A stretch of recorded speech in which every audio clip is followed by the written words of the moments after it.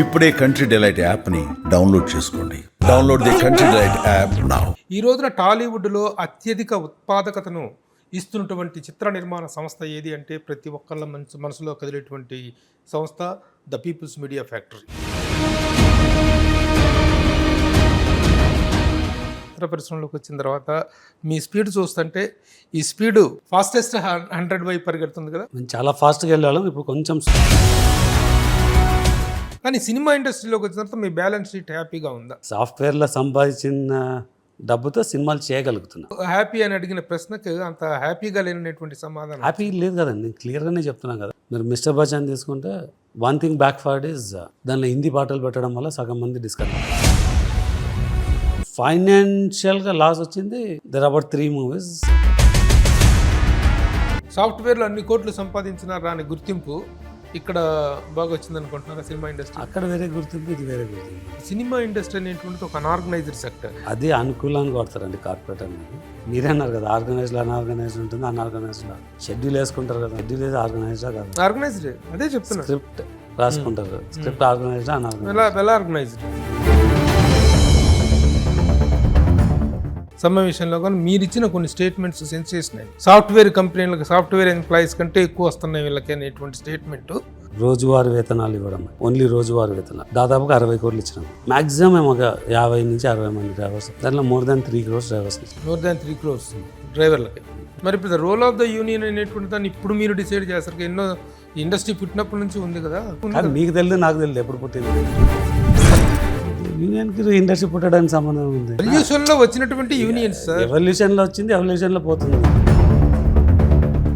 Cinema employees వద్దు, మేము సొంతంగా చేసుకుంటాం. ఇది మీరు దీన్ని అనుకూల. హాయ్, హలో, నమస్తే and welcome to my show from the bottom of the heart in Suman TV, the India's largest digital media platform. ఈ రోజున టాలీవుడ్లో అత్యధిక ఉత్పాదకతను ఇస్తున్నటువంటి చిత్ర నిర్మాణ సంస్థ ఏది అంటే ప్రతి ఒక్కళ్ళ మనసులో కదిలేటువంటి సంస్థ the people's media factory. People's media అధిపతి టీజీ విశ్వప్రసాద్ గారు నాతో ఉన్నారు. ప్రసాద్ గారు నమస్తే అండి. నమస్తే అండి. How are you sir? Good అండి. ఎన్ఆర్ఐగా వచ్చిన తర్వాత, చిత్ర పరిశ్రమలోకి వచ్చిన తర్వాత మీ స్పీడ్ చూస్తుంటే ఈ స్పీడ్ ఫాస్టెస్ట్ 100 వైపు పరిగెడుతుంది కదా. ఫాస్టెస్ట్ 100 అనే టార్గెట్తో వెళ్తుంది. అంటే మేము చాలా ఫాస్ట్గా వెళ్ళేవాళ్ళం, ఇప్పుడు కొంచెం స్లో అయినాం. But we still you will be the first person to reach 100. First person to reach కదా, ఫాస్టెస్ట్ 100 ఫస్ట్ పర్సన్. ఫాస్టెస్ట్ లో ఫస్ట్ అనే అర్థం. అంటే ఆ పర్టికులర్ టైం ఫాస్టెస్ట్ లో. ఈ ఫాస్టెస్ట్ లో ఇప్పటిదాకా ఎన్ని పూర్తయినాయి, ఎన్ని ఉన్నాయి, అండర్ ప్రొడక్షన్స్ ఏ ఉన్నాయి, ఒకసారి ఆ వివరాలు చెప్తారు sir? Present 53rd 54th mounting లో ఉందండి. సో అండర్ ప్రొడక్షన్ ఏమేమి ఉన్నాయి ఇప్పుడు? అండర్ ప్రొడక్షన్ ఇప్పుడు 53 ఆల్రెడీ రిలీజ్డ్. ఒక లేదు, ఆల్రెడీ రిలీజ్ కాదు, మౌంట్ అయిన ప్రాజెక్ట్స్. అంటే యాక్టివ్ గా అంటే నేను అనేది ప్రొడక్షన్ లోకి ఎంటర్ అయిన రిలీజ్ అయినవన్నీ అన్మౌంటింగ్ లో ఉన్నాయన్ని అనేటువంటి తెలిస్తే. సార్ రిలీజ్ అయినవి అరౌండ్ 38-39 ఒక 4-5 ఇంకా అవ్వలేదు, అది కంప్లీట్ అయిపోయి. నెక్స్ట్ 6 months లో ఒక 6 movies రిలీజ్ అవుతాయండి.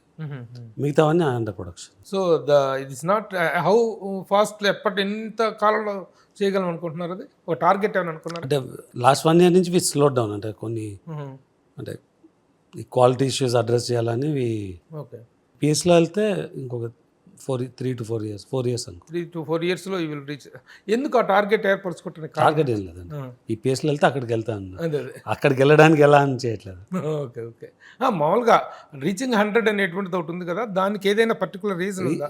100 అన్నా నేను. 100 we may do lot more than 100. ఈ ప్రాసెస్లో మీకు ఇప్పటిదాకా వచ్చినటువంటి సక్సెస్ రేట్ విషయంలో how you can express your happiness? 4 or 5 movies we had a significant challenges in terms of the financial recovery. Quality ఒక 7-8 movies లో we felt we could have done better అని. కంటిన్యూస్గా ఒక 3 సినిమాల్లో మీకు గ్యాప్ కనిపించేసరికి కేర్లెస్ రెక్లెస్ అన్నది వస్తుంది కానీ, but we also seen good successes before. ఇప్పుడు ఒక ఎన్ఆర్ఐగా ఇక్కడికి వచ్చేసి సినిమాలు తీయాలనేటువంటి మీ ఆలోచన వచ్చిన తర్వాత మీరు తీసుకున్న నిర్ణయం కరెక్ట్ నిర్ణయం. Yes, coming in to the films, coming in to the production.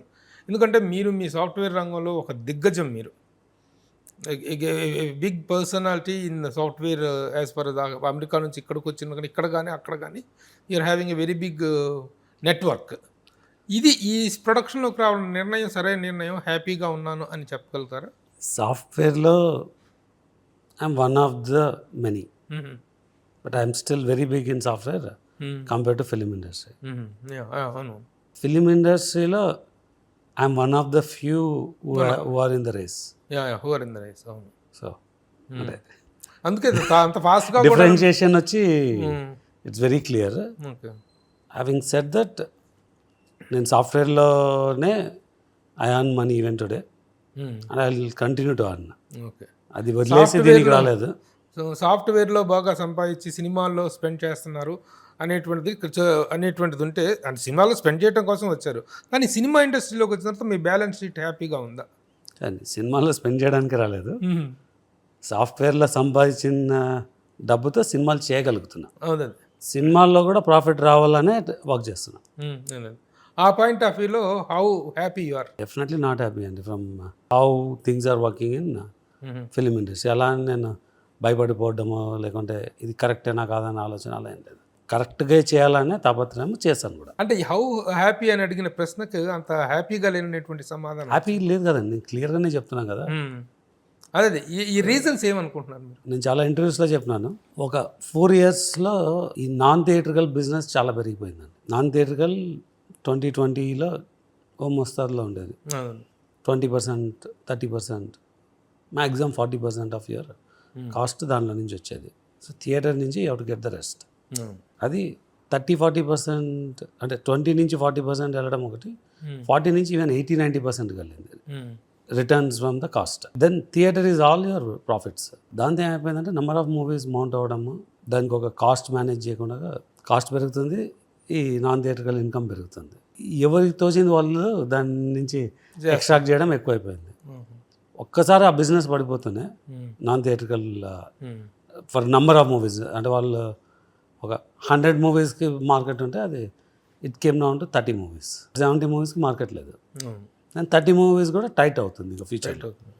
ఇప్పుడు మీరు చేసినటువంటి ఈ సినిమాలన్నిట్లో కూడాను the best of People's media Factory from TG Vishwaprasad అంటే నేమ్ చేయగలిగినటువంటి అంటే ఎలా అండి, a perspective, content quality, by means of result. అంటే అది రిజల్ట్ అండి, ఫైనాన్షియల్ రిజల్టా కాంటెంట్ క్వాలిటీ? ఎప్పుడైనా the success is measured with the financial result. అలాగే అది కరెక్ట్. మీరు అలా కరెక్ట్, అది డిపెండ్స్. డెఫినెట్గా కరెక్ట్ కాదు. అంటే మీరు అందుకే నా పర్స్పెక్టివ్లో, మీ పర్స్పెక్టివ్లో ఏంటి? నా పర్స్పెక్టివ్లో ఇప్పుడు స్వాగ్ అని ఒక మూవీ చేస్తాము. నా పర్స్పెక్టివ్లో that's one of the very good film where we brought in the versatility of the actor, very strong message supporting the transgender and their feelings అన్నది. ఫైనాన్షియల్గా అది వర్కౌట్ కాలేదు. సో దాన్ని సో ప్యూర్గా నేను రూపాయి పెడితే 10 రూపాయలు వచ్చింది అంటే maybe oh baby is one of the movie. అంటే మేము ఇన్వెస్ట్ చేసింది చాలా తక్కువ, వీ మేడ్ సిగ్నిఫికెంట్. ఫస్ట్ సినిమాల్లోకి ఎందుకు వచ్చినాము అని, ఎందుకు వస్తావన్న క్వశ్చన్కి ఆన్సర్ చేసింది గూఢచారి. Different పర్స్పెక్టివ్స్కి different. దెన్ అంటే we are many moderate success to good success. ఇప్పుడు నేను చెప్తున్నది ఎక్స్ట్రాడినరీ సక్సెస్. గూఢచారి, ఓ బేబీ కొంచెం బాగా పేరు తెచ్చింది. ఫస్ట్ మూవీ మాకు ఎమ్మెల్యే, వెంకీ మామ. కోవిడ్ అయిపోతున్న రాజరాజ్ చోరా వస్తే దట్స్ అంటే again small investment, good recognition, ఫైనాన్షియల్గా కాదు. ఇప్పుడు నిశ్శబ్దం అన్నది first thing I did with combination of Hollywood and Tollywood. So దానికి because it's not release nobody knows, but it's one of the highest viewed movie in the OTT.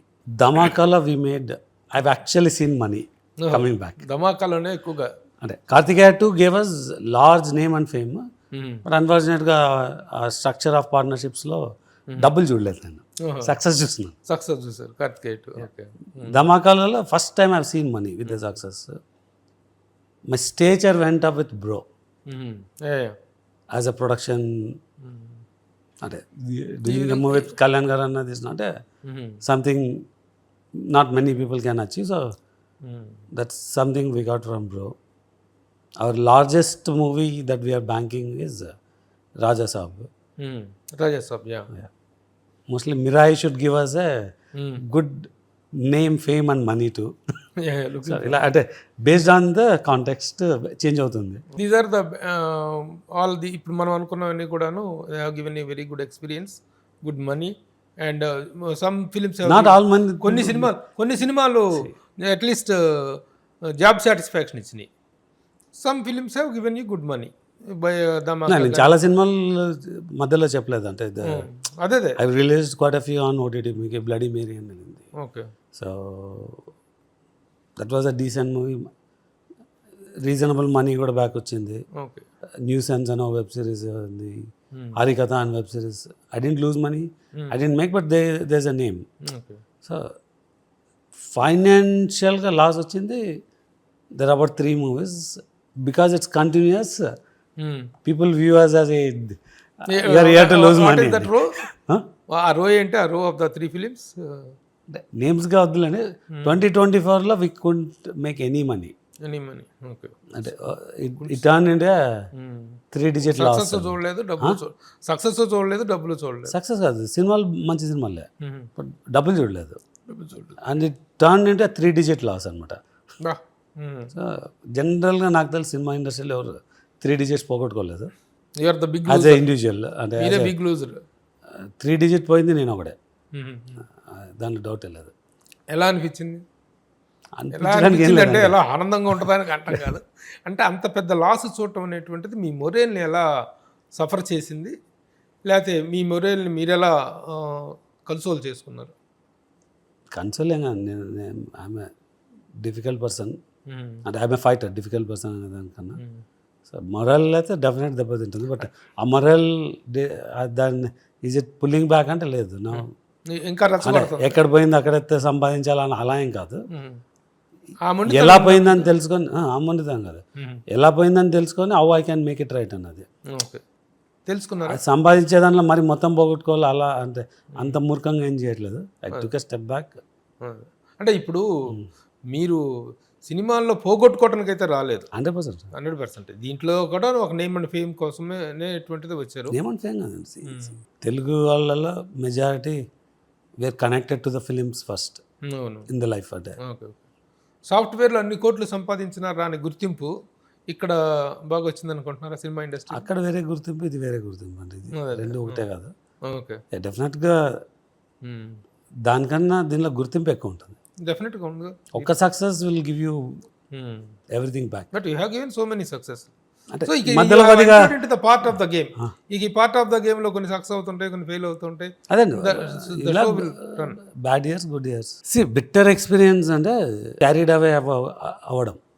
చాలా ఈజీగా business వచ్చేస్తుంది కదా, ఈ నాన్ థియేట్రికల్ నాకు ఒకటి కాదండి ఇది. That is we faced first. మేము మా ఫస్ట్ ఎక్స్పీరియన్స్ అంటే ఇప్పుడు మీరు మేబీ అంటే ఇప్పుడు నేమ్స్ చెప్పాల్సి వస్తుంది. మేము ఫస్ట్ ఈగల్ సినిమా రిలీజ్ చేసాం 2024 ఫిబ్రవరి. దానికి టేబుల్ ప్రాఫిట్ ఒక 10 to 15 crores ఉండాలి. అలాంటిది we lost that money because non theatrical suddenly got slow down and we can't sell. మనమే రిలీజ్ చేసినాము. లాస్ట్ ఆల్మోస్ట్ 35 to 38 crores దాంట్లో. సేమ్ నాన్ థియేట్రికల్ ఎవరికో ఒకరికి రాంగ్ పర్సన్కి సైన్ చేసినాం కాంట్రాక్ట్. ఈ can't sell, we can't sell and everything came back to us. దాని తర్వాత it's a similar situation with Mister Bachchan. Same with one of the very successful movie Vadakkupatti Ramaswamy అని తమిళ్లో. If you take the entire success movies in 2024, it is in the top, at least top 5 to 10 మధ్యలో ఉంటుంది. 5లో ఉన్నా ఆశ్చర్యపోనక్కర్లేదు. Theatrical సక్సెస్లో movie we still lost because of the స్వాగ్లో I lost in 2 digits. So but it's to me అది చాలా మంచి మూవీ. అంటే యాజ్ ఎ కంటెంట్ మీకు ఎక్కడ ఇది ఉండదు. చిన్న చిన్న సినిమాలు అన్నిట్లో 1-2 అలా పోయినాయి కూడా. బట్ 1 yearలో 30-40 2 సినిమాల్లో పోగొట్టుకొని, 15లో 2 పోగొట్టుకొని, 3 పోగొట్టుకుంటే ఈజ్ నాట్ ఈజీ. అంటే యాజ్ ఎ బిజినెస్ అంటే నేను I came as an employee. అంటే నేను నాకు మా తాత ఒక హైదరాబాద్లో outside, Bengaluru outside ఉండి పెరగడం అలా ఏం కాదంటే from scratch through business on చేసింది డబ్బులు. So that will hit you bad అంటే very badly. But I still see a very good future for the entertainment industry అంటే not just as a producer. Okay. ఒక entertainment eco system build చేయాలన్న ఆబ్జెక్టివ్తో పనిచేస్తున్నాను. ఈ సినిమాలు ఇంత లాస్ అయినాయి అనేటువంటి దాన్ని ఫైనాన్షియల్ లాస్ గురించి పక్కన పెట్టేద్దాం. ఈ సినిమాలు ఫెయిల్ అవటం ఈగల్ కానీ ఈ సినిమా ఫైనాన్షియల్గా ఫెయిల్ అయింది, సినిమా ఫెయిల్ కాదు. ఇప్పుడు నాన్ థియేటర్గా అమ్మలేదు కాబట్టి దానిలో లాస్ వచ్చింది. మ్మ్. నాన్ థియేటర్గా అమ్మంటే అది ఒరిజినల్గా we had a deal 6 months before. అదే చెప్పినాం కదా డిజార్గనైజ్డ్ ఇండస్ట్రీ అని. ఒక థరోనెస్ లేకపోవడం వల్ల దాన్ని అమ్మలేదు. అది కాదు సార్, సినిమాల కంటెంట్ విషయంలో ఎంత హ్యాపీ మీరు? ఈగల్ కంటెంట్ బాగుండి కూడా ఫెయిల్ అయింది అంటారా? ఈగల్ మిస్టర్ బచ్చన్ కంటెంట్ కూడా బాగుండి కూడా పోయింది అంటారా? ఇప్పుడు స్వాగ్ విషయంలో మీకు వచ్చిన సాఫ్ట్ కార్నర్ ఉంది. మీకు చెప్తాను, ఈగల్ అన్నది ఇప్పుడు మిరాయి చేస్తున్నానంటే నాకు ఈగల్ కంటెంట్లో ఐ వాజ్ హ్యాపీ, అందుకే మిరాయి చేస్తున్నాను. ఈగల్లో వచ్చిన problem we did position the movie correctly. దానిలో ఉన్న elements for people to understand and appreciate దాన్ని కరెక్ట్గా పొజిషన్ చేయాలి, అది చేయలేదు. దానివల్ల థియేటర్లో ఒక 4-5 crores less than what it's potential వచ్చింది. బికాజ్ నాన్ థియేటర్గా అవ్వకపోవడం వల్ల ఇట్స్ అ ఫైనాన్షియల్ లాస్ అంటారు. కానీ మీకు ఈగల్లో it has one of the best climax episode. మీరు టెక్నికల్ వాల్యూస్ కానీ ప్రజెంటేషన్ కానీ అది చూస్తే ఈ రోజుకు ఈగల్ 2 చేయాలన్న దాని మీదే చాలా ఇంట్రెస్ట్ ఉంది. ఈగల్ బ్యాడ్ అంటే ఈగల్ 2 చేయం కదా. అంటే ఈ కంటెంట్ సెలక్షన్లో మీరు ఎలాంటి కాన్సన్ట్రేట్ చేస్తారు? ఎంతవరకు మీరు దిగుతారు? ఎంతవరకు మీ ఇన్వాల్వ్మెంట్ ఉంటుంది? అంటే up to Mister Bachchan we're not too deep in to the content. అంటే as a producer checks and balance చేసుకొని ఇచ్చేస్తే ఎవ్రీథింగ్ షుడ్ వర్క్ అని. అంటే again I'm not naming or pointing something కూడా. మీరు మిస్టర్ బచ్చన్ తీసుకుంటే one thing backfired is దానిలో హిందీ పాటలు పెట్టడం వల్ల సగం మంది డిస్కనెక్ట్ అయినారు. రెండవది ఒక స్పీడ్లో చేస్తున్నప్పుడు ఒరిజినల్ రైడ్లో ఒక సీక్వెన్స్ ఉంటుంది. అంటే మీకు intelligence and officer of how we can go to A goon and get things out అన్నది. ఆ రోజుకు that was a perfect thing. మన తెలుగులో ఇట్ ఫెయిల్డ్ వెరీ బ్యాడ్లీ అనమాట. సో ఇవి కొన్ని అంటే మనం బాగుంది అనుకోవచ్చు తీసే టైంలో, తర్వాత బాగుండకపోవచ్చు. మీరు కంప్లీట్ అయినా మీరు ఆ కాన్సెప్ట్ వద్దని లేదా? హిందీ సాంగ్స్ అవన్నీ వద్దు అని చెప్పలేదా? సాంగ్స్ నాకు కూడా నచ్చింది యాక్చువల్గా. బట్ ఈ ఐటీ రైడ్ కాన్సెప్ట్ని నేను డే 1 అంటే నేను ఇన్వాల్వ్ అయిన టైంకి నేను చెప్పినాను. But it was too late by then అనమాట. ఇప్పుడు అలాంటివి చేయము ఇంకా. అంటే సో ఇప్పుడు మీ సినిమాలో యూనిక్నెస్ లేదంటే no matter what will not move forward. అంటే సినిమాలో ఏది బాగుండాలో ఏది బాగుండకూడదు, మనకు అది ఎందుకు నచ్చుతుంది అన్నది మినిమం మనకు తెలవాల. మనకు చాలా నచ్చింది అన్నప్పుడు ఆడియన్స్కి కొంచెమే నచ్చచ్చు. మనకే కొంచెం నచ్చితే అది చేయకూడదు. ఓకే. మన నచ్చింది ఎలాగో చేయము, అటు ఇటుగా ఉన్నది కూడా ఇది ఎందుకు నచ్చుతుంది అనేది మనం చూసుకోవాలి. మనం ఎంత చూసుకుంటే అది మనకు చాలా నచ్చచ్చు. But so after the experience of these failures lost with Mister Bachchan మొత్తం అన్ని ఆపేసి మేము అంటే బాగా వెళ్ళి మేము ఏం చేస్తున్నాము గ్యాప్ తీసుకున్నారా? బాగానే తీసుకున్నాము గ్యాప్. అది తీసుకొని మొత్తం అంటే కంపెనీని రీఆర్గనైజ్ చేసుకున్నాం. మెయిన్గా మనకి ఏమి ఉండాలి, we should have our own studio space, మన ఓన్ ఆర్ట్ డిపార్ట్మెంట్ ఉండాలి, మన ఓన్ విఎఫ్ఎక్స్ ఉండాలి, మన ఓన్ కంటెంట్ ఎవాల్యుయేట్ చేసే టీం ఉండాలి. చేసేక ముందు చేసిన తర్వాత అంత ముందు కూడా ఉందిగా మీకు content department, production department. Vivek Kuchipatla garu ఉండేవారు, తర్వాత విఎన్ ఆదిత్య ఉండేవారు. Now they are with you, not with you. అంటే ఇప్పుడు విఎన్ ఆదిత్య ఉన్నా తను జరుగుతున్న సినిమాలకి ఆయనకు సంబంధం లేదు. ఈ సినిమా జరిగిన సినిమా ఇప్పుడు జరగబోయే వాటితో ఆయనకి ఏం సంబంధం లేదా? ఇట్లా are they with you or not now? VN Aditya one సినిమా వాళ్ళు అప్పుడప్పుడు ఆన్ నీడ్ బేసిస్. వివేక్ తన ఓన్ ప్రొడక్షన్ స్టార్ట్ చేసుకున్నాను. అంటే నేను వచ్చినాక చాలా చేంజెస్ తీసుకురావాల్సి వచ్చింది. Okay okay. సో మరి అంటే వచ్చినాకంటే మీరు వన్స్ ఫర్ ఆల్ ఈ ఫెయిల్యూర్స్ చూసినాక అంటే ఒక సీరియస్గా ఎంటర్ అయిన తర్వాత అంటారు. ఇక్కడ అంటే ఒక స్ట్రాంగ్ నెక్సెస్ ఉంటుందండి. అది మెయిన్ ప్రాబ్లం వచ్చి మీ క్వాలిటీకి యాక్సెస్ రాకపోవడానికి, ఖర్చులకు అదొక పద్ధతి రన్ అవుతుంటుందండి. ఆ పద్ధతిలో ఉంటే మనకేముండదు, మనం ఓన్లీ ఇన్వెస్ట్ చేసి ఫింగర్స్ క్రాస్ చేసుకొని దేవుడి మీద భారం వేయడం అనమాట. అలా కాకుండా మన కంట్రోల్ ఎలా తెచ్చుకోవాలన్న దానికి నేను I took lot of steps అనమాట. ఇప్పుడు యాక్చువల్గా అండి సినిమా అంటే సరస్వతి, లక్ష్మి.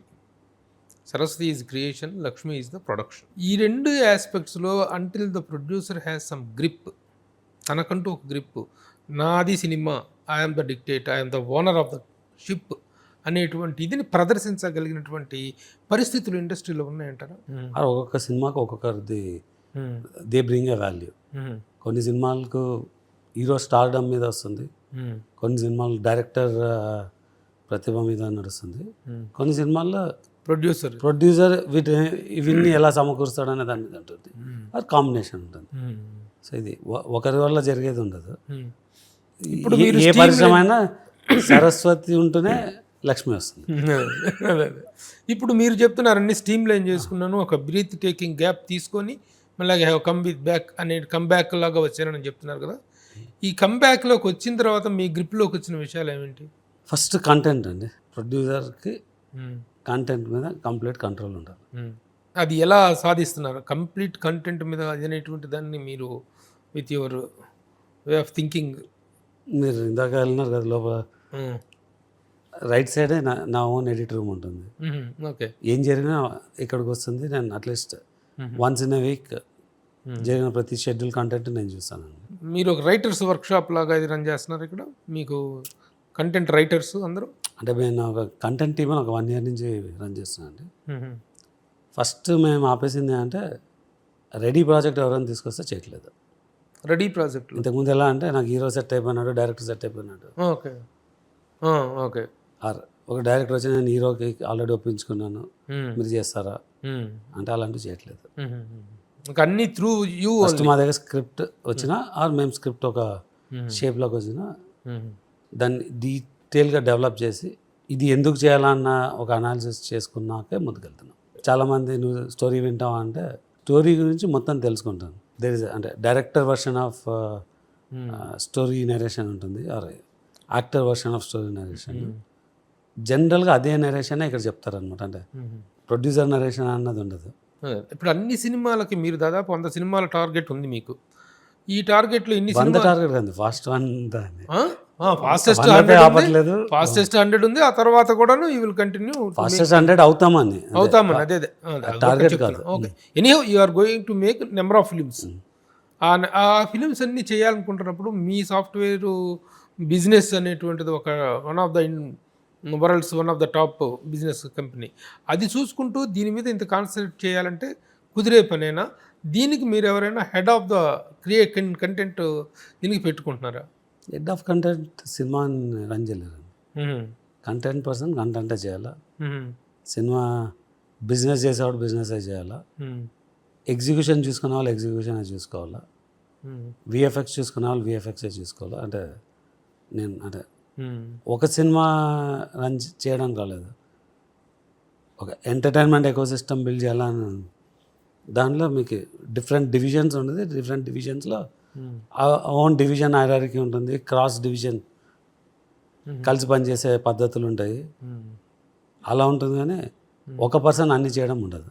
యాక్చువల్గా సినిమా ఇండస్ట్రీ అనేటువంటిది ఒక అనార్గనైజ్డ్ సెక్టర్. ఆర్గనైజర్లోనే అనార్గనైజర్లోనే ఆర్గనైజర్గా ఉండేటువంటి సిస్టమ్ సినిమా ఇండస్ట్రీ అనేటువంటిది. మీరు కార్పొరేట్లో ప్రతిదీ కూడాను సిస్టమేటిక్గా వెళ్ళేటువంటి ఇది. ఈ రెండిటికి బై నేచర్, బై మొడెస్ ఆపరెండా రెండు కూడా క్వైట్ కాంట్రాస్ట్ మ్యాటర్స్. ఇవి ఎలా అది అనుకూలాన్ని కొడతారండి. కార్పొరేట్ అనేది అనుకూలాన్ని కొడతారు. మీరే అన్నారు కదా, ఆర్గనైజ్డ్ అన్ఆర్గనైజ్డ్ ఉంటుంది, అన్ఆర్గనైజ్డ్ షెడ్యూల్ వేసుకుంటారు కదా. షెడ్యూల్ ఏది ఆర్గనైజ్డా కదా? ఆర్గనైజ్డ్, అదే చెప్తున్నా. స్క్రిప్ట్ రాసుకుంటారు, స్క్రిప్ట్ ఆర్గనైజ్డ్ అన్ఆర్గనైజ్డ్. మరి అదే నేను ఆర్గనైజ్డ్లో అన్ఆర్గనైజ్డ్ ఇది ఉంటుంది. మనకు అవసరం అనుకుంటే ఒకటి తగ్గించాలంటే అది కార్పొరేట్ అంటారు. మన నచ్చిన పద్ధతి అడాప్ట్ చేసుకోకూడదు అంటే కార్పొరేట్ అంటారు. అలాంటిది ఏమి ఉండవు. కార్పొరేట్ అయినా ఇండివిజువల్ ఇదైనా పద్ధతి మనం రన్ చేసే దానిలో ఉంటుంది. ఇప్పుడు ఈ సక్సెస్లు ఫెయిల్యూర్స్ అనేటువంటి కామన్గా వచ్చినా సరే కాస్ట్ ఆఫ్ ప్రొడక్షన్ పెరగటం అనేటువంటిది ఒక పెద్ద మ్యాటర్. అబ్స్టాకిల్గా ఫెయిల్యూర్స్ అనేటువంటి కంటెంట్ వైజ్గా వస్తే పర్వాలేదు, కానీ because of so many other reasons పెరుగుతూ ఉన్నాయి. దానికి మీ దగ్గర ఉన్న టిప్స్ ఏంటి? మీరేమైనా కంట్రోల్ చేసుకునేటువంటి పద్ధతి ఉందా? ఇప్పుడు సాఫ్ట్వేర్లో ఉందనుకోండి, you can cut down with your experience. ఇక్కడ ఎలా చేయగలుగుతున్నారు? ఏ పరిశ్రమకైనా cost is a major factor అండి. మీరు కాస్ట్ కంట్రోల్ చేస్తే క్వాలిటీ ఫోకస్ ఆటోమేటిక్గా వస్తుంది. ఖర్చు తగ్గించాలంటే తగ్గించడం కదా, బెస్ట్ క్వాలిటీ రీజనబుల్ కాస్ట్లో ఎలా తెస్తామన్న ఆలోచన ఉంటే చాలు, అన్నీ ఆటోమేటిక్గా సెట్ అవుతుంది. అది లేదు, ఇది ఇంతే, దీనికి ఇంత ఖర్చు పెట్టాల్సిందే అంటే మీకు కంట్రోల్ లేని చోట క్వాలిటీ కంట్రోల్ కూడా రాదు. కాస్ట్ కంట్రోల్ ఉంటే క్వాలిటీ కంట్రోల్ చేయడం ఈజీ. ఇక్కడ కంట్రోల్లోకి కంట్రోల్లోకి తీసుకోగల పరిస్థితులు ఉన్నాయా అంటున్నాను. కంట్రోల్ లేకుంటే చేయకూడదు అని అది ఆ డెసిషన్ చాలా క్లియర్గా తీసుకున్నారు ఆల్రెడీ గతంలో వచ్చిన ఎక్స్పీరియన్సెస్ దృష్ట్యా.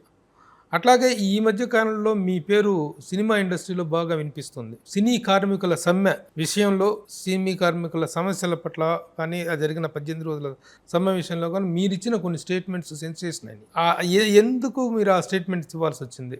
సాఫ్ట్వేర్ కంపెనీలకు, సాఫ్ట్వేర్ ఎంప్లాయీస్ కంటే ఎక్కువ వస్తున్నాయి వీళ్ళకి అనేటువంటి స్టేట్మెంట్ చాలా సెన్సేషన్ క్రియేట్ చేసింది. చాలా సింపుల్గా చెప్తానండి మీకు. నేను మా నుంచి చాలా బకాయిలు ఉన్నాయి, ₹1 దాకా అని చెప్పి ఒక ప్రచారం నడిచింది. అప్పుడు నేను ఒక పేపర్ రిలీజ్ చేసిన.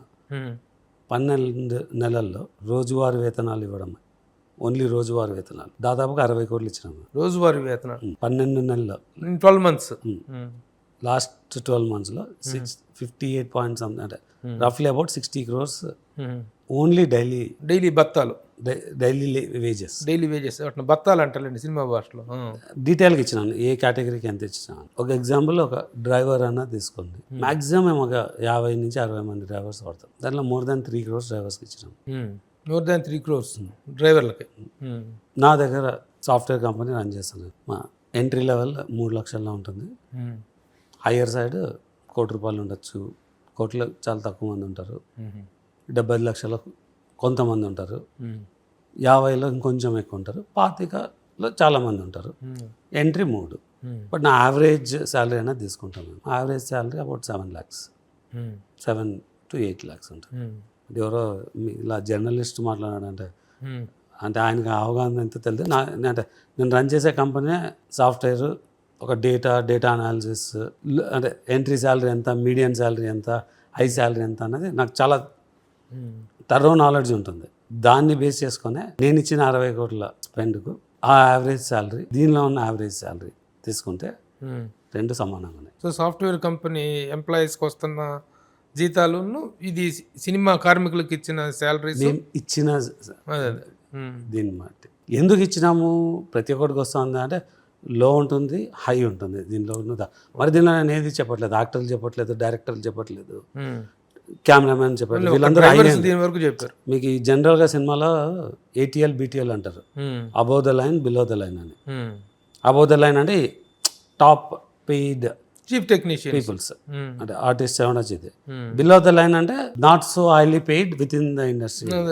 మీకు చెప్పినాక మా సాఫ్ట్వేర్లో ₹1 75, 50 అబౌవ్ ద లైన్ అంటాం. 20, 15, 18, 8, 5, 3 ఇవి తీసుకుంటే, నేను ఓన్లీ బిలో ద లైన్ తీసుకుంటే సాఫ్ట్వేర్లో ఒక యావరేజ్ ఉంటుంది, దీనిలో బిలో ద లైన్ తీసుకుంటే దీనిలో ఒక యావరేజ్ ఉంటుంది. అంటే దానిలో యావరేజ్ అందరికీ రాదు, సరే ఎక్కువ తక్కువ దానిలో వస్తుంది. కానీ సినీ కార్మికుల సమస్యలకు సాఫ్ట్వేర్ వాళ్ళకి ఉన్నటువంటి ప్రాబ్లమ్స్కి మధ్య చాలా తేడా ఉంది. ద లివింగ్ స్టాండర్డ్స్ కానీ, ద లివింగ్ ఇది కానీ, నేను వాటి గురించి ఏం మాట్లాడలేదు. వాటి గురించి మీరేం మాట్లాడలేదు. బట్ నేను ఇవ్వకూడదు అన్నది కూడా చెప్పలేదు. అది నేను ఇస్తున్నది ఎక్కువ ఇవ్వకూడదు అని చెప్పట్లేదు. ఎవరి వృత్తి వాళ్ళది, ఎవరు ఎంత అడగాలన్నది వాళ్ళ ఇష్టం. అంటే బై డిఫాల్ట్ నాకు వాడు అన్నది వస్తుంది అంటే అది నేను అంటే because I come from Rayalaseema, నాకు అది వాడుక భాష, అది అంటే డిస్రెస్పెక్ట్ చేయడం కాదు, కరెక్టే. వాళ్ళు అడగటం ఎవరెంత అడగచ్చు. యూనియన్ రూల్ అదే తప్పు అంటున్నాను.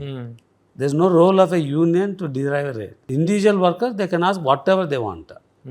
ఇప్పుడు యూనియన్ రేట్ కార్డు ఉంది, ఆ రేట్ కార్డుకి మేము ఇచ్చే అమౌంట్కి సంబంధం లేదు. చాలా మందికి ఎక్కువ ఇస్తాము. అంటే ఇవ్వాల్సిన అవసరం లేని చోట ఇంతే ఇవ్వాలనడం తప్పు. ఇంతే ఇవ్వాలనే వాళ్ళు ఏమంటారు, మీకు అమౌంట్స్ దగ్గర తేడా వస్తుందా, నెంబర్ ఆఫ్ పర్సన్స్ దగ్గర తేడా వస్తుందా? ఎక్కువ మందిని మా స్టూడియోలో ఒక సెట్ వేయాలంటే ఏం చేస్తారంటే వీళ్ళు అగైన్ ఒక నెక్సెస్, నేను రోల్ని డైరెక్ట్గా చెప్పట్లేదు, ఒక సీన్ తీయడానికి మీరు 25 లక్షల్లో ఎన్విరాన్మెంట్ సెట్ చేసుకోవచ్చు. వీళ్ళు ఒక 1.5 crore బిల్ ఇస్తారు.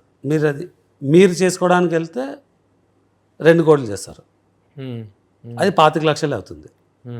నేను 25 ఎందుకు చేయలేను అంటే సింపుల్ ఎగ్జాంపుల్ చెప్తాను. అంటే ఇప్పుడు మనకి విజిబుల్ దీనిలో ఆ పిల్లర్ వేయాలా అంటే ఎటువంటి వాడైనా క్లియర్గా చెప్తారు. అది ఆ క్లాడింగ్ చేయాలా అంటే పిల్లర్కు 200 రూపాయలు పర్ ఎస్ఎఫ్టీ పెడితే మీకు ఎంత ఫ్యాన్సీ కావాలంటే అంత ఫ్యాన్సీ చేసుకోవచ్చు. సో స్క్వేర్ ఫీట్ లెక్కేస్తే ఇంటూ 200 వేస్తే అయిపోతుంది. అది కామన్ సెన్స్ని ఎవడైనా చెప్పేయచ్చు అనమాట.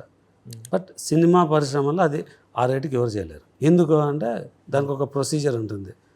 ఆర్ట్ డిపార్ట్మెంట్ అంటే ఇలానే ఇంతమందిని తీసుకురావాలా, దాన్ని డిజైన్ చేసిన వాడు గోడకు అంటించాడు, గోడకు అంటించే వాడికి సపోర్ట్కి పెట్టే ఉంటుంది, వాడు వేరే ఉండాలి. అంటే మోల్డర్ మేక్ కొట్టకూడదు, మేక్ కొట్టేవాడు మౌల్డింగ్ చేయడు.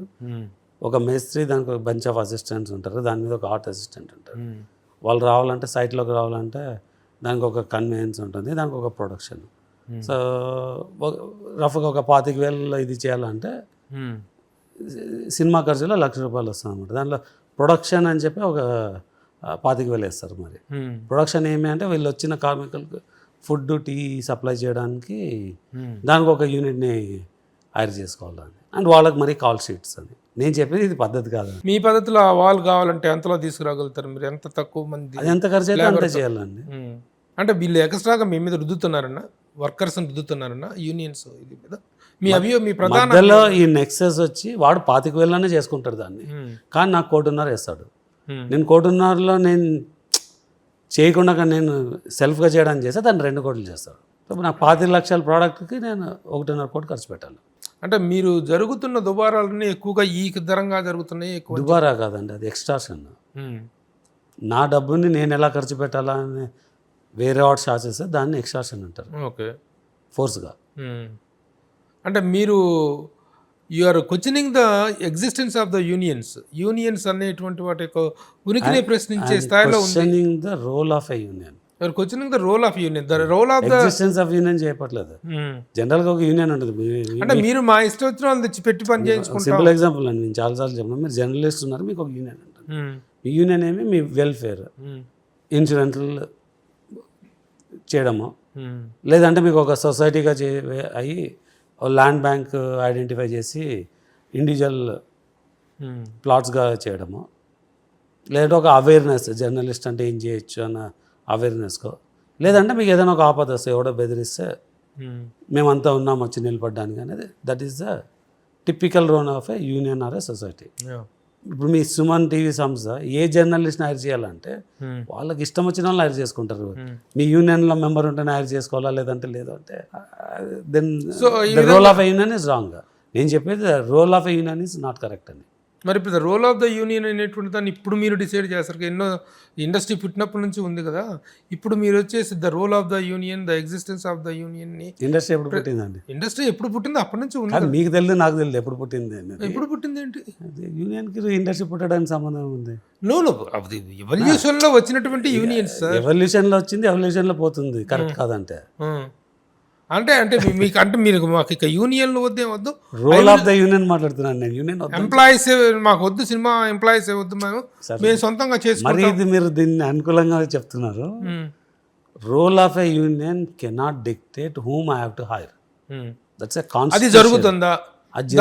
చెప్తున్నాను నేను. ఆ విషయంగా మరి మీరు ఆ ఫెడరేషన్ వాళ్ళని ఎవరినైనా మాట్లాడారా? దీని మీద ఛాంబర్ ప్రతిస్పందన ఏంటి? ఛాంబర్ మీకేమీ సహాయంగా నిలబడలేదా? అంటే ఇక్కడ ఒక మూసల్లో జరిగిపోతుంది. ఎవరికి చాలామందికి నచ్చట్లేదు, కానీ ఎవరు మాట్లాడట్లేదు. మేబీ నాకు చెప్పినా కదా, 100 కోట్ల పైన నేను పోగొట్టుకున్నాను కాబట్టి నాకు ఆ బాధ ఏమో తెలుసు. దాని రీజన్స్ ఏమని వెతికితే నాకు కనిపించిన ప్రాబ్లమ్స్లో ఇది ఒక problem. One of the problems. One of the major. I mean to say one of the problems. That's the core problem. Core problem. Okay, one of the major problems. If you don't have a control on quality, okay. If you don't have a control on production, you'll not have a control on quality. Sir, నేను ఒక చిన్న ప్రశ్న మిమ్మల్ని సైట్గా అడుగుతున్నాను. ఇప్పుడు మీరు దాదాపు 3 digit నష్టపోయాను అని అన్నారు మీరు. 3 digits నష్టపోవటం అనేటువంటి is a big thing. Okay, కానీ ఈ మీ సినిమా మీరు కానీ లేకపోతే బయట ఏ ప్రొడ్యూసర్ అయినా కానీ నష్టపోతున్న దాంట్లో ఈ యూనియన్లు చేసినటువంటి బలవంతపు రుద్దుడు పర్సంటేజ్ ఎంత, మిగతా వేస్టేజ్లు, మిగతా హైరార్కీ రెమ్యునరేషన్స్, మిగతా వేస్టేజ్లు, షూటింగుల్లో జరిగేటువంటి దురాగతాలు, వీటి పాత్ర ఎంత అని అడిగితే మీరేం చెప్తారు సార్? ఈ యూనియన్ల తాలూకు ఇబ్బంది ఉంది, మీరు చెప్పారు కరెక్టే. కొంతమంది రుద్దుతున్నారు, ఒక చిన్న సీన్ తీయాలంటే 60-70 మంది వస్తున్నారు, ఇది రుద్దుతున్నారు. దాని పర్సంటేజ్ అంతా మిగతా సమస్యలు ఈ కార్మికులది మీరు అన్నట్టుగా తగ్గించుకొని, మీరు చెప్పినట్టుగానే మీ ఇష్టం వచ్చిన వాళ్ళని హైర్ చేసుకొని మీరు పెట్టుకునేలాగానే వెళ్తుంది. చాలా మందికి చెప్పినా అంటే మీకు ఇది ఒక క్యాన్సర్ లాగా. మీ బాడీలో క్యాన్సర్ సెల్స్ మాస్ ఎంత అంటే nothing, but it can kill you. That's true of course. Same ఇక్కడ కూడా ఒక లైట్ మ్యాన్ నేను కరెక్ట్గా హైర్ చేయలేకపోవడం వల్ల ఒక బాంబే లైట్ మ్యాన్ హైర్ చేయాల్సి వస్తుంది. బాంబే లైట్ మ్యాన్ వస్తున్నాడు కాబట్టి బాంబే లైట్ మ్యాన్ ఎవరి దగ్గర అయితే అవైలబుల్ ఉంటారో అవుట్డోర్ని హైర్ చేయాల్సి వస్తుంది. అవుట్డోర్ డిఓపిని మేనేజ్ చేయడానికి 25 లక్షల నుంచి ఒక ఐఫోన్ నుంచి ఒక అపార్ట్మెంట్ దాకా, అంటే ఇది నాకు ఎవరికి ఇచ్చినారన్నది కూడా క్లియర్గా తెలుసు. డిఓపికి ఇస్తారు వాళ్ళు. దానివల్ల డిఓపి నాకు బిల్లు 2 కోట్లు అవ్వాల్సిన చోట 8 కోట్లు, 5 కోట్లు అవ్వాల్సిన చోట 15-16 కోట్లు బిల్లు ఇస్తాడు. నేను నెగోషియేట్ చేసి మీ అనుభవాలైనా, నేను మిమ్మల్ని పేర్లు చెప్పమని ఇబ్బంది పెట్టను కానీ దీస్ ఆర్ ఆల్ ఫ్యాక్ట్స్. ఇక్కడ లైట్ మ్యాన్తో స్టార్ట్ అయిన ప్రాబ్లం ఎక్కడి దాకా వెళ్ళింది. మీరు లైట్ మ్యాన్ చాలా తక్కువ కదా, అంటే లైట్ మ్యాన్కు ఇచ్చేది ఎంత ఉంటుంది ఇక్కడ. లోకల్ లైట్ మ్యాన్ వస్తే 1500 నుంచి 2,500 బేస్డ్ ఆన్ కాల్ షీట్ ఇస్తారు. 1000 రూపాయలు నీ రోజుకి జరిగే 20 లక్షలు 40 లక్షల ప్రొడక్షన్లో ఈ 1000 రూపాయలు ఎక్కడ అడ్డం వస్తుంది అంటే కాదు. ఇవన్నీ యాడప్ అవుతే ఒక్క డిపార్ట్మెంట్లో ప్రాబ్లం చెప్పాను మీకు. అలానే ఆర్ట్, అలానే విఎఫ్ఎక్స్ సూపర్వైజర్, ఇది యూనియన్ సంబంధం లేదు. విఎఫ్ఎక్స్ అదే వేరే. మీరు కూడా బాధితులు అయి ఉంటారు. దేనికి దానికి కమిషన్లు ఉన్నాయంట కదా బాగా. ఇప్పుడు ఆర్ట్ డిపార్ట్మెంట్ సెట్లో పర్చేజ్లు అంటే ఆర్ట్ డిపార్ట్మెంట్ కమిషన్. ఇందాక అదే చెప్పిన అదే అవుట్ సోర్స్ చేయకపోతే you cannot do the work. ఎందుకు చేయలేము అంటే ఈ యూనియన్ లేయర్ విల్ కమ్. లేదంటే కామన్ సెన్స్ ఉన్న ప్రతి ఒక్కరు, మీ ఇప్పుడు లైఫ్లో ప్రతి ఒక్కరు మీకు బాగా తెలిసి 100 రూపాయల్లో చేయించుకుంటారు. అది కొద్దిగా బాగా బలిసి అంటే 500 రూపాయలు ఇస్తారు. అది మీ చాయిస్. సరే, ఈ ప్రాబ్లమ్స్ అనేది these are the problems to be addressed. ఇప్పుడు ఈ సమ్మెతోటి మీరు క్వశ్చన్ చేయడంతో ఒక సెన్సేషన్ ఒక క్రియేట్ చేసింది. అంటే కొంచెం టాపిక్ డిస్కస్డ్ అయింది. నోన్ ప్రాబ్లమ్ ప్రతి ఒక్కరికి తెలిసిందే, నేను కొత్తగా ఏం చెప్పలేదు. ప్రతి ప్రొడ్యూసర్కి తెలిసింది. బట్ ఓపెన్గా వాళ్ళు మాట్లాడడానికి వీలైంది. మరి ఈ విషయాల్లో ఛాంబరు అంత క్రియాశీలకంగా, అంత సమర్థవంతంగా రియాక్ట్ అవ్వటం లేదనేటువంటి బాధ కానీ కంప్లైంట్ కానీ ఉంది. సేమ్ థింగ్ అండి. మీకు యూనియన్కు రోల్ ఎంత లిమిట్ ఉండాలో ఛాంబర్ రోల్ కూడా అంతే లిమిటెడ్గా ఉండాలి. Chamber is only to enable us to take it to the industry. ఇప్పుడు మనం గవర్నమెంట్ వెళ్ళి మాట్లాడడానికి రేట్లు ఫిక్స్ చేయాలంటే ఎలా, ఇండస్ట్రీ స్టేటస్ రావడానికి ఏం చేయాలా, that is what a chamber. మీకు ఎక్కడికి వెళ్ళినా ఛాంబర్ ఆఫ్ కామర్స్ అన్నది ప్రతి బిజినెస్లో ఒక ఛాంబర్ ఉంటుంది, ప్రతి ఏరియాకి ఒక ఛాంబర్ ఉంటుంది. అలానే ఫిలిం ఛాంబర్ కూడా ఒక అజెండా ఉంటుంది. ఇంకోటి, ఈ కార్మికుల జీతాలు వేతనాలు 30% పెంచాలని దాని మీద చర్చలు జరగడం, చర్చల తర్వాత గవర్నమెంట్ ఇంటర్వ్యూ, ఎవరు ఇచ్చేదానికి ఎవరు నెగోషియేట్ చేస్తారన్నది క్వశ్చన్.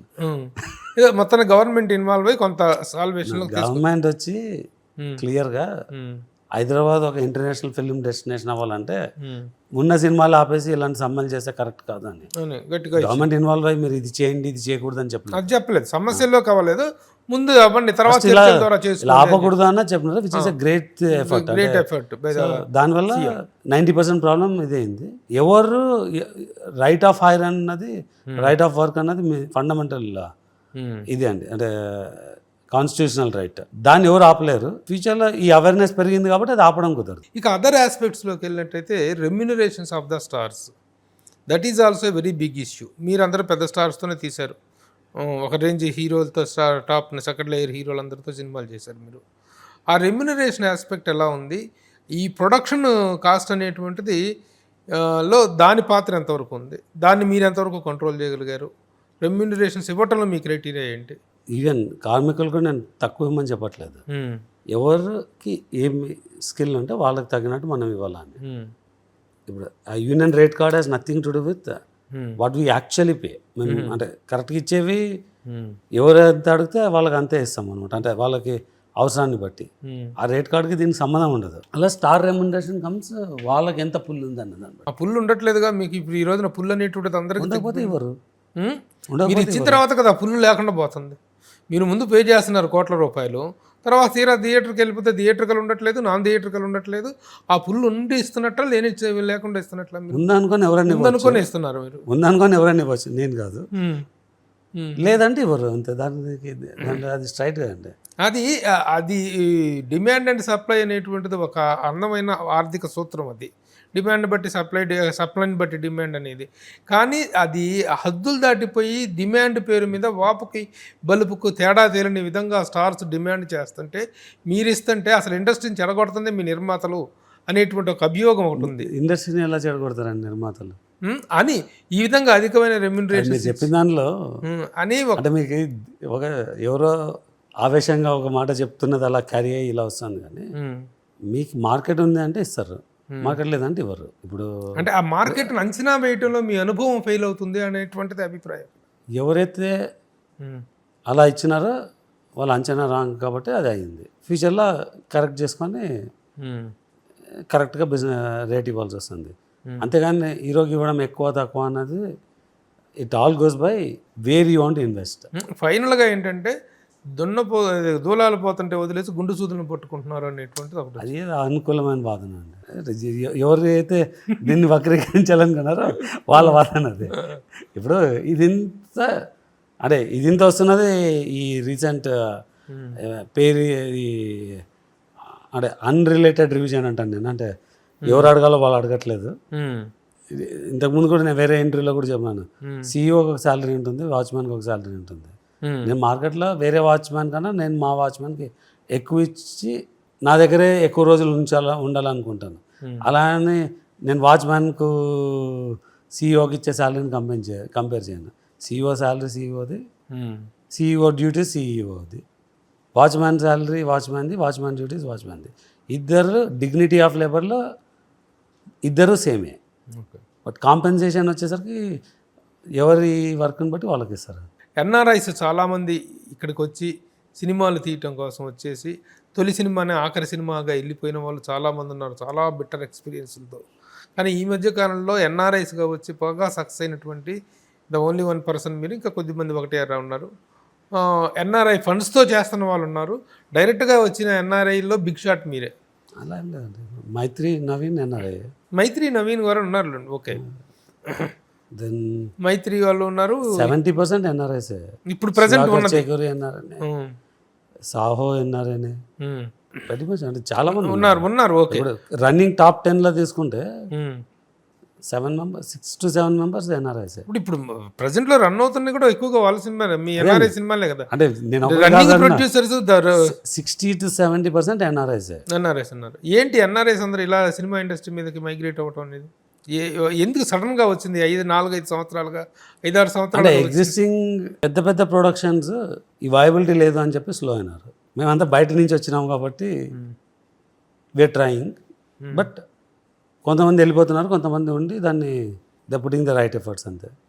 ఇప్పుడు మీరందరూ కూడా, మీరు కానీ మైత్రి కానీ, ఇప్పుడు ఉన్నటువంటి మీరు చెప్పినటువంటి 90% ఎన్ఆర్ఐస్ చాలామంది కూడాను మీరు కూడా ఓవర్ కాస్టింగ్కి, ఓవర్ ఎక్స్పెండిచర్కి తీసుకెళ్ళిపోయి సినిమా ఇదిని పెద్ద పెద్ద నిర్మాతలు, కాకులు తీరిన నిర్మాణ యోధులు అస్త్ర సన్యాసం చేసి, చిత్ర సన్యాసం చేసి చెరలో కూర్చుంటే మీరందరూ వచ్చి రేట్లు పెంచేసి ఈ స్థాయికి తీసుకెళ్తున్నారు అనేటువంటి ఒక అభిప్రాయం ఉంది. దీన్ని మీరు ఎంతవరకు ఏకీభవిస్తారు? జనరేషన్ టు జనరేషన్ వచ్చినాక they will look at what is the easy entry అని. You pay more, you get the right talent అన్నది. Then how do you make sure you realize what you spend అన్నది next వస్తుంది. అది కరెక్ట్గా చేసుకుంటే కరెక్ట్గా అవుతుంది. అంటే మీకు అక్కడ అమెరికాలో కానీ ఇక్కడ చేసినటువంటి వర్కింగ్ ఎక్స్పీరియన్స్లు వీటితోటే మీరు ఇక్కడ నన్ షుడ్ నాట్, మా మీద ఎవరు రైడ్ చేయొద్దు, మా పని చేయించుకునేది ఎవరితో చేయించుకోవాలి అంటే మేము డిసైడ్ చేసుకుంటాం అనేటువంటి ఈ ఆలోచన, ఈ యాటిట్యూడ్ అనేటువంటిది మీకు అక్కడి నుంచి వచ్చినటువంటి ఆలోచన విధానం. అంటే అమెరికా కొత్తగా ఏం నేర్పిలేదండి. ఇది సెల్ఫ్ ప్రాసెస్ అంటే సెల్ఫ్ థాట్ ప్రాసెస్. ఇది నేను ఒకటే కాదు, చాలామంది హైకోర్టు, సుప్రీంకోర్టు రూలింగ్ కూడా ఉంది, ఎవరికి ఇష్టం వచ్చింది వాళ్ళు నారి చేసుకోవచ్చు అని. Competition commission of India guide lines చేసింది. అంటే ఇది ఎవరో స్టార్ట్ చేసింటూనే బయటకు వచ్చి ఉంటుంది ఇది. సో ఇది నేనేదో కొత్తగా ఇన్నోవేట్ చేసింది ఏం కాదు. ఈ రీసెంట్ మీడియా దీనివల్ల నేను హైలైట్ అయినాను, కానీ ఇది నా ఒక్కడి ఆలోచన కాదు, నా సొంత ఆలోచన కాదు. ఓకే, ఇప్పుడు మీకు స్టార్ రిలేషన్స్ ఎలా ఉన్నాయండి? ఇక్కడికి వచ్చిన ఎన్ఆర్ఐస్ అందరూ కూడా ప్రొడ్యూస్ చేసిన వాళ్ళందరూ కూడా అంతా టాప్ స్టార్స్తోనే సినిమాలు తీస్తున్నారు, ఒక హై రేంజ్ స్టార్స్తోనే చేస్తున్నారు. How about your star relations?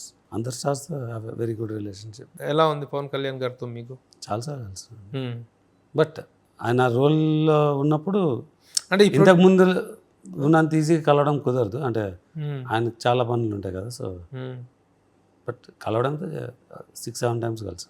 ఈ 6-7 టైమ్స్ కలిసారు. ఓకే, ఈ ఈ టైంలో తను ఇంత థంపింగ్ మెజారిటీ తోటి వేరు కదా, 100% స్ట్రైక్ రేట్ తోటి తను డిప్యూటీ సీఎం అవ్వటం, జనసేన మొత్తం ఇది అవ్వటం, ఇదంతా మీ అబ్జర్వేషన్గా ఎలా అనిపిస్తుంది? చాలా బాగుంది. How do you compliment? మీకు ఐడియా ఉందా లేదా? జూన్లో నేను హైదరాబాద్లో I'm one of the first few to celebrate in large scale. ఒక 5,000 మందితో ఒక ఈవెంట్ చేశాను నేను. అవునవును.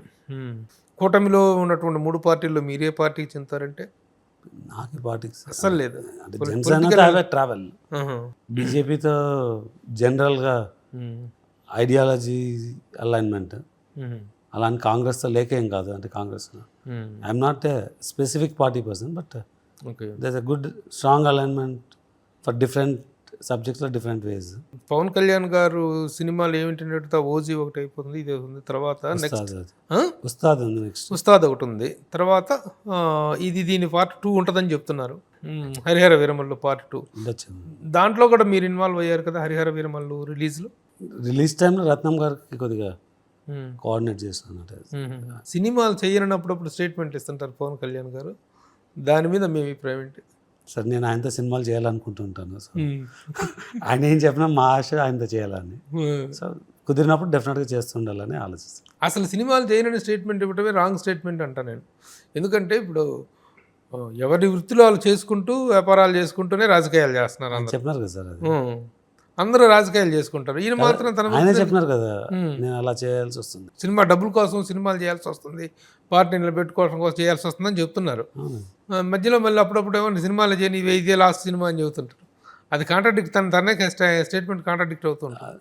ఆయన క్లియర్గా క్లారిఫై చేసినాక అంటే అవసరానికి కోసం చేయాల్సి వస్తుంది. అదే అంటే ఆయన తన టైం అంతా ప్రజాసేవ మీద అన్నది ఆయన ఆశయము. సినిమాలు చేయడం అవసరం ఉండొచ్చు మధ్యలో, అంటే అవసరంలో నుంచి అర్జెంటుగా డేట్లు ఇచ్చేసి చేయమంటే మీరు రెడీగా ఉన్నారా? డెఫినెట్ చేస్తాం. పవన్ కళ్యాణ్ గారు డేట్ చేసుకున్నాకండి ఆయన సినిమాలు చేయాలనే అన్నది. ఎవరు చేయరు చెప్పండి? ఎవరు చేయరు?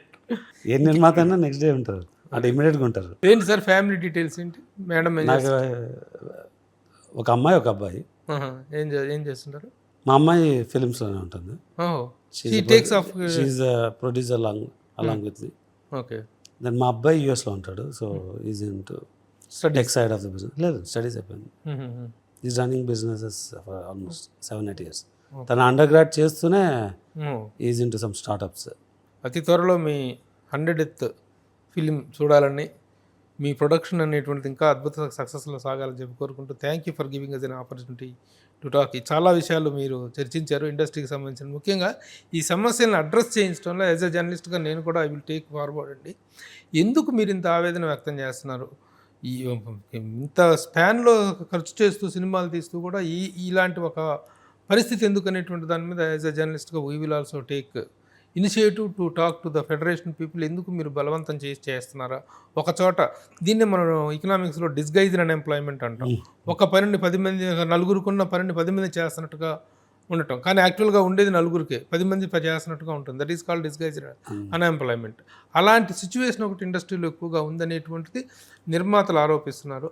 దానికి మీరు ఎలాంటి ఇది తీసుకోబోతున్నారు అనే విషయాన్ని ఫెడరేషన్ వాళ్ళతో కూడా మేము చర్చించి, వీ విల్ యాజ్ ఏ మీడియేటర్గా మాకు తెలిసిన సమస్యల గురించి మేము మొదటి నుంచి ఫెడరేషన్తో జర్నీ చేస్తున్నాం.